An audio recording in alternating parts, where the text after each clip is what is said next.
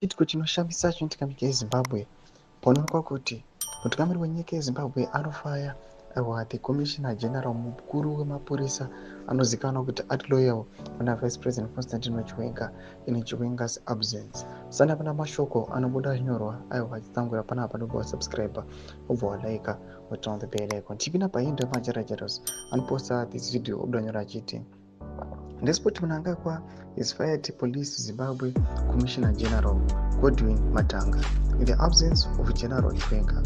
Matanga, yes, I mentioned before, was pro-Chiwenga. ED approved Chiwenga's family holiday in Goa, where he is with wife and children. So go right Moyochena way.